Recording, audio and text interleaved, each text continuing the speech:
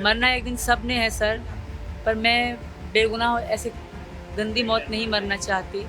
एक दिन मौत मुझे भी आनी है, आप सब हर किसी को मरना है। जो मेरे पापा थे वो भी चले गए, दुनिया में कई लोग आए हैं चले गए हैं, मेरी भी मौत होगी एक दिन, पर इस तरह की मौत मैं नहीं चाहती। मैं यहाँ अगर मौत आती भी है मैं यहाँ मरना चाहूँगी, पाकिस्तान जाना नहीं चाहती। और मैं सच ही बोल रही हूँ, इसलिए मुझे कोई डर नहीं है। कि पापा भी घर पे हैं, ये भी घर पे हैं, इनके कमाने वाले ये और इनके पापा हैं, मज़दूर लोग हैं, तो कोई भी नहीं पूछता कि तुमने कुछ खाया कि नहीं। सब अपना मतलब निकालते हैं, हमें इंटरव्यू लेना है, हमें पूछना है। किसी ने भी हमसे नहीं पूछा कि आपके घर में कुछ है कि नहीं, आप लोगों ने क्या खाया कि नहीं। हर कोई अपने मतलब से मतलब रख के जा रहा है। कल मैंने किसी पुलिस से कोई झूठ नहीं कहा और कोई एडिट भी नहीं करा। जो बात सच थी मैंने सब बताई। रही बात मेरे वापस जाने की, ये मेरा नसीब होगा, जो मेरे नसीब में लिखा होगा। मेरे नसीब में लिखा था भारत आना, मेरे नसीब में लिखा था जेल जाना, अब मेरे नसीब में जो लिखा होगा सर वही होगा। नमस्कार, मैं राकेश, नेक्स्ट 9 न्यूज़ और खास सत्र में आपका स्वागत है। कई बार हमने देखा है कि लोग प्रेम को लेकर कहते हैं कि प्रेम भटकने का राह है, लेकिन कई बार प्रेम मिलने का भी नाम है।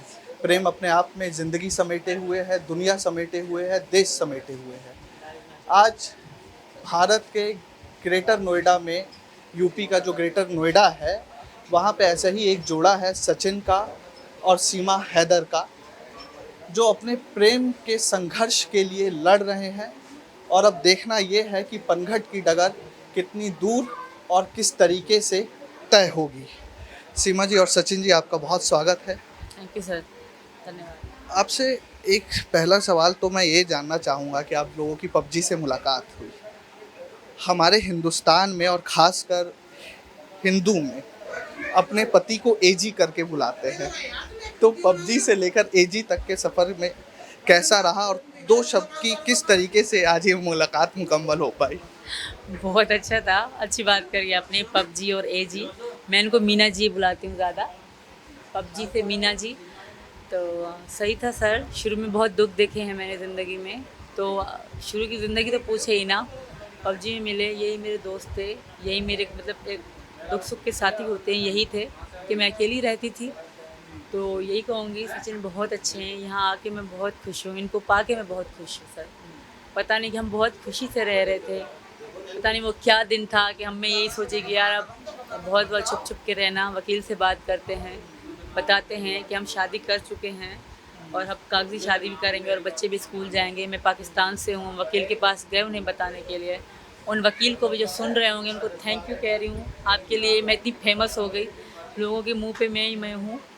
तो शायद अगर वो ऐसा ना करते तो हम एक घर में बैठे हुए थे। फिर भी ठीक है, जो होता है भले के लिए होता है।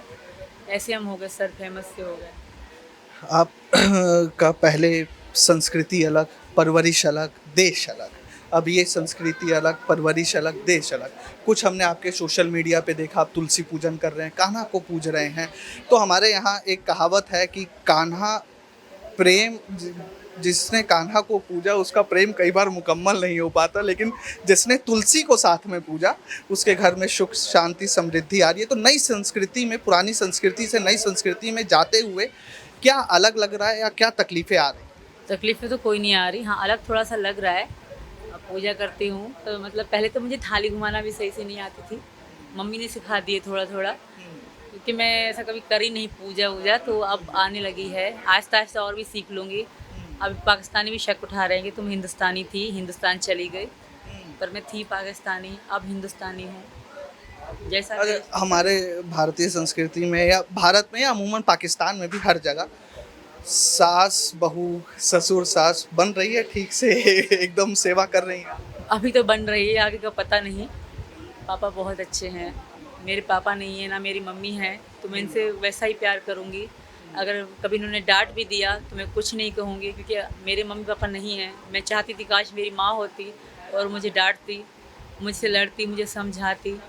तो अब मैं इनको अपनी माँ ही समझूंगी। अगर कभी इन्होंने डांटा तो मैं प्यार समझूंगी। जी सर, जी सर। अच्छा, अब थोड़ा सा जो सवाल जनता के मन में उठ रहे हैं। अच्छा सचिन बाबू, पहले तो ये बताइए, खुश हैं आप?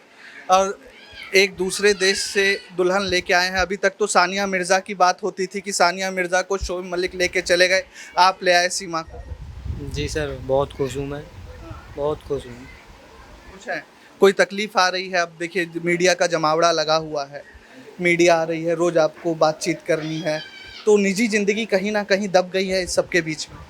जी सर, परेशान तो है ही। खैर, एक भी मिनट का ना खाना खाने को टाइम मिल रहा है, ना ठीक से सो पा रहे हैं यहाँ पर मीडिया। नौकरी भी चली गई इस सबके बीच।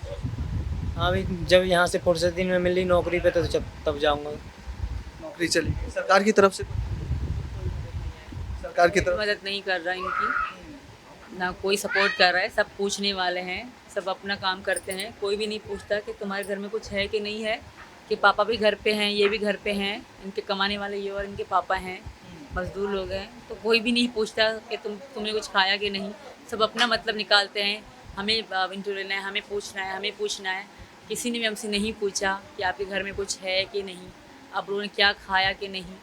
हर कोई अपने मतलब से मतलब रख के जा रहा है। लोग मतलब के लिए आ रहे हैं। अब कुछ सवाल सचिन बाबू थोड़ा सा ऐसे हम कर लेते हैं जो जनता के मन में उठ रहे हैं और जनता को साफ साफ उसका जवाब भी मिल जाना चाहिए। सवाल आपके सामने बहुत बार आए भी होंगे, लेकिन मैं थोड़ा दूसरे तरीके से आपसे पूछ लेना चाह रहा हूँ कि जैसे आपकी जो धर्म पत्नी है सीमा हैदर जी, पाकिस्तान से प्रवासी होकर आई हैं, अभी नागरिकता नहीं मिली। भारत में जो नागरिकता लेने के नियम है उसमें यह है कि अगर कोई प्रवासी व्यक्ति आकर यहाँ पर शादी करता है तो वो 7 साल बाद नागरिकता ले सकता है, लेकिन अगर लीगली आया है तो अगर इनको नागरिकता नहीं मिली तो कैसे होगा? तो सर, मैं हाथ जोड़कर प्रार्थना करता हूँ मोदी जी से और योगी जी से कि हम उनके ना वो हाथ देखिए, जोड़ अभी से इंस्ट्रक्शन दे रही हैं, अपनी कीजिएगा आगे की जिंदगी कैसे चले। प्रार्थना करते हैं कि यहाँ की इसे नागरिकता दी जाए और हमारा घर परिवार बस खुश रहे। बस ये चाहते हैं हम, और कुछ नहीं चाहते।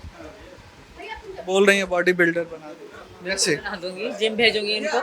मैं ये पूछना चाह रहा हूँ कि जैसे अभी सरकार और लोगों का, खासकर लोगों का कहना है और आपको लेकर लोगों में कन्फ्यूज़न भी है, जैसे आपने पिछले अपने साक्षात्कार में इंटरव्यूज़ में बताया कि आपकी पढ़ाई लिखाई 5वीं तक हुई है, लेकिन उसके बाद लोग ये कह रहे हैं कि जो महिला 5वीं तक पढ़ी है वो कैसे आधार कार्ड एडिट करवा सकती है, कैसे पुलिस से झूठ बोल के भारत में आ सकती है। इससे सीमा सुरक्षा को लेकर, और अगर कल को यहाँ पे एनआईए या रॉ आकर वापस आपको डिपोर्ट कर देती है तब?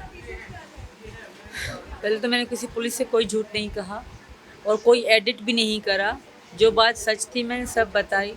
रही बात मेरे वापस जाने की, ये मेरा नसीब होगा, जो मेरे नसीब में लिखा होगा। मेरे नसीब में लिखा था भारत आना, मेरे नसीब में लिखा था जेल जाना। अब मेरे नसीब में जो लिखा होगा सर वही होगा। आपसे ये जानना चाहूँगा कि जिस पारिवारिक पृष्ठभूमि से आप आई हैं, ठीक है, जो पारिवारिक पृष्ठभूमि आपकी रही है, कराची और ये ग्रेटर नोएडा है, ऐसा जब आप कराची से शारजहाँ गई, शारजहाँ से नेपाल आई, 2 देशों के बॉर्डर और तीसरे देश में अभी आप हैं। अब यहाँ के कानून और वहाँ के कानून एकदम अलग हैं, ठीक है। तो जो पारिवारिक पृष्ठभूमि से आप आ रही हैं, आपके ससुर जो वहाँ पे हैं, मैं यही बोलूँगा, कल की खबर छपी है, पाकिस्तानी मीडिया ने चलाया है कि 7 लाख रुपए और 7 तोला सोना आप लेके गई हैं। वो एक भूखे इंसान है, उनको यही याद होगा पैसा, पर उनका मैंने टका भी नहीं उठाया, ना सोना। सोना मेरा यही जो मैंने पहन रखा है, मेरी मम्मी ने बना के मेरे दहेज में दिया था, मेरे लिए बना रखा था, और मैंने अपना घर बेच के आई हूँ। इसके अलावा कुछ भी सच नहीं है। वो एक गांव के, आपको उनके घर और वो चीज़ें देख के लगा कि वो 7 लाख के मालिक होंगे। अब उन्होंने तो ऐसा बोला। आपको अगर उनके पास 7 लाख थे तो उन्होंने अपना कमरा क्यों नहीं बनवाया? झोपड़ी में क्यों रह रहे हैं? आपको लगा कि उनके पास वो 7 लाख के मालिक हैं? उनके पास टका नहीं है, वो ब्याज में ले के खा के रह रहे हैं। और ब्याज भी किससे लेते हैं? वो हिंदू ही है वहाँ पे जैकमाबाद सिटी में, शहर में हिंदू लोगों से ये ब्याज ले के हिंदू कौम का वहाँ पे खा रहे हैं। ये अमीर जान हाजी जो हैं, मुझे पर्सनली पता है, वहाँ पे जो ब्याज वगैरह या कुछ लेना देना होता है तो हिंदुओं से ही लेते हैं, क्योंकि वो जो जैकमाबाद के हिंदू हैं थोड़े पैसे वाले हैं, तो उन्हीं से ले के खा रहे हैं। तो कोई उनके पास पैसा नहीं था सर, वो पता नहीं कितने लाख का तो कर्जी है। लोग उनके घर में हर महीने भागे भागे आते हैं। ये सिर्फ ड्रामा है और कुछ नहीं सर। अच्छा, आपकी जो शिक्षा हुई है 5वीं अब तक आपने पढ़ाई की है, और 5वीं तक पढ़ाई करने के बाद इतनी बेहतर, मतलब कि लोग बोल रहे हैं, हमने तो सुना नहीं कि बेहतर आप इंग्लिश बोल ले रही हैं, चीज़ें लोगों को समझा पा रही हैं, या इतना ज़्यादा आप मीडिया फ्रेंडली है, कैसे बिना कोई घर में अभी तक रहने वाली महिला ये कर पा रही है, कैसे कर पा रही है? ये मेरी ज़ाहिर से सच है। मैं सच बोल रही हूँ, इसलिए बगैर घबराए बोल रही हूँ। और दूसरी बात, ये मेरे साथ हैं तो मुझे इतनी टेंशन नहीं है। जब मैं जेल में बोलती थी तो मुझसे बोला नहीं जाता था, रो रो के बोलती थी, क्योंकि इतना खौफ था तब। फिर उन्होंने मुझे विश्वास दिलाया, तुम सच बोलोगी तो तुम्हारी जीती होगी। तो इसलिए मैं सच बोल रही हूँ, इसलिए कोई डर नहीं है मेरे मन के अंदर। मरना एक दिन सब ने है सर, पर मैं बेगुनाह ऐसे गंदी मौत नहीं मरना चाहती। एक दिन मौत मुझे भी आनी है, आप सब हर किसी को मरना है। जो मेरे पापा थे वो भी चले गए, दुनिया में कई लोग आए हैं चले गए हैं, मेरी भी मौत होगी एक दिन। पर इस तरह की मौत मैं नहीं चाहती। मैं यहाँ अगर मौत आती भी है, मैं यहाँ मरना चाहूँगी, पाकिस्तान जाना नहीं चाहती। और मैं सच ही बोल रही हूँ, इसलिए मुझे कोई डर नहीं है। अगर एक बात मैं आपसे ये जानना चाहूँगा कि अगर कल को पाकिस्तान एम्बेसी से लोग आते हैं यहाँ पर, जिसकी पूरी उम्मीद है पाकिस्तान एम्बेसी से, क्योंकि इनलीगल माइग्रेंट हुआ है, पाकिस्तान एम्बेसी भारत सरकार को रिक्वेस्ट डालती है कि आप इनको भेजिए, हम डिपोर्ट कर रहे हैं। उस समय सचिन जी, आप एक पति के रूप में आपकी क्या प्रतिक्रिया रहने वाली है और आप अपना भविष्य अब कैसे देख रहे हैं? सर पहले तो मैं ये विनती करूँगा कि ये यहाँ से नहीं जाए, और हमारी हाथ जोड़ के प्रार्थना है कि ये सब ना हो। और मेरी विनती बस यही है कि ये यहीं पर रहेगी और यहाँ की इसे नागरिकता दी जाए। बस जाने की तो मैं बात ही नहीं करना चाहता, इसे भेजिए। उम्र का भी एक बात निकल के आ रही है कि आप 28 साल की हैं, सचिन जी 21-22 साल के हैं लगभग, तो कैसे? मैं 23 साल का हूँ, ये 27 साल की है। लेकिन एक 4 साल का फर्क है, कैसे मसला? पाकिस्तान में 10 से 15 साल के फ़र्क में भी शादियां हो रही हैं, तो 4 और 7 साल का फ़र्क मेरे ख्याल में बड़ा नहीं है सर। जी सर। अच्छा, एक चीज़ और आपसे मैं जानना चाहूँगा। दूसरी बार आप सीमा हैदर मत बुलाए बार बार, इस बात से इनको चिढ़ हो रही है, प्लीज़। नहीं तो अभी जैसे चीज़ों को लेकर अभी शादी, कोर्ट मैरिज अभी हुई नहीं है, धर्मांतरण अभी हुआ नहीं है, तो कैसे कर? कबूल है, शादी है तो ये मेरी मांग भर रही है, फेरे खाएं, वो शादी नहीं है। इनका मंगलसूत्र मेरे पास है, क्या ये शादी नहीं है? और जब मैं उनको पति मानती नहीं हूँ तो ज़बरदस्ती आप वो मेरा पति बता रहे हो। हम नहीं बता रहे, वो भी टीवी पे आ रहे हैं, वो भी कहना। टीवी वालों से मैं रिक्वेस्ट करती हूँ, मत कहें। जब मेरे हैदर को पति मानती नहीं, वो मेरे पति है नहीं। मैं हिंदू धर्म में तो वो निकाह तो टूट ही गया। ये भी है इस्लाम में कि अगर कोई धर्म छोड़ती है तो उसका निकाह टूट जाता है, तो वो मेरे पति नहीं है, आप मत कहें। अच्छा ठीक है, आखिरी सवाल मैं आपसे ले लेता हूँ, ठीक है, कि अब क्या बोलते हैं कि आप दोनों एक साथ हैं, ठीक है, अब परिवार को आगे पहले से आपके, देखिए आपको बुरा लग सकता है लेकिन सत्य को झुटलाया भी नहीं जा सकता। जब आप कोर्ट जाएंगे तो ये बातें भी आपसे पूछी जाएंगी। अभी आपके 4 बच्चे हैं, आप दोनों का अपना भविष्य है, पीछे बच्चे अभी मैम के आपके हैं सीमा जी, तो उन बच्चों के साथ इनके बच्चे अभी करने हैं या बस आपने मान लिया है कि वही बच्चे अब मेरे? करेंगे सर, एक तो करेंगे जरूर, एक तो करेंगे तो टोटल 6 बच्चे हो जाएंगे। इस महंगाई में कैसे पालेंगे? मैं इतनी अपने आप पे भरोसा करता हूँ कि मैं इन्हें पालूँ। पाकिस्तान में 185 रुपये आटा किलो है, तो वहाँ 10-10 बच्चे पाले जाते हैं। यहाँ कितने किलो है? यहाँ आटा कितने किलो है? यहाँ 25 रुपये किलो है आटा, तो क्या ये 6 बच्चे नहीं पाल पाएंगे सर? अजीब बात कर दी आप। नहीं, मैं बात अजीब नहीं कर रहा हूँ, मैं तो वही पूछ रहा हूँ जो महंगाई है, ठीक है। अब कोई संदेश जो रिक्वेस्ट है, प्रधानमंत्री नरेंद्र मोदी ने ये कहा था कि सीए एनआरसी के थ्रू कि जो भी, देखिए उसमें ये था कि बौद्ध धर्म या जैन मुस्लिम नहीं थे, लेकिन जो भी शोषित है वहाँ पे उनको हम नागरिकता देंगे। तो इसको लेकर आप प्रधानमंत्री नरेंद्र मोदी या योगी आदित्यनाथ से क्या कहना चाहते? सर पहले तो मैं समझी नहीं, मेरा ध्यान इनकी तरफ था। अच्छा, उधर मैं ये पूछ रहा हूँ आपसे कि प्रधानमंत्री नरेंद्र मोदी जब सीए एनआरसी लेके आए, अभी आया नहीं है, उन्होंने उस ड्राफ्ट में ये कहा था कि जो भी मुस्लिम कंट्रीज़ या दूसरे देशों में शोषित हिंदू हैं या शोषित लोग हैं वो भारत आते हैं तो हम उन्हें नागरिकता देंगे। लेकिन आपकी धर्मपत्नी इनलीगल माइग्रेंट होके आई हैं, बहुत कागजी चीज़ें हैं, तो फिर कैसे होगा? मैं रिक्वेस्ट करूंगी सर कि मुझे दे दें, क्योंकि मैं पाकिस्तान से तंग होके आई हूँ, वहाँ मैं खुश नहीं थी, मुझे यहाँ की नागरिकता दे दें। अब पति आज गेट पे आ जाए तो नहीं जाना वापस? बिल्कुल भी नहीं जाना, मर जाऊंगी मिट जाऊंगी, पाकिस्तान नहीं जाऊंगी। गुलाम हैदर का दावा है कि वो 60-70 हज़ार रुपये आपको महीना भेज रहे थे, उतनी खुशहाल ज़िंदगी छोड़कर यहाँ पर आप आ गई हैं जहाँ पर आपके पति नए पति कमाते भी नहीं।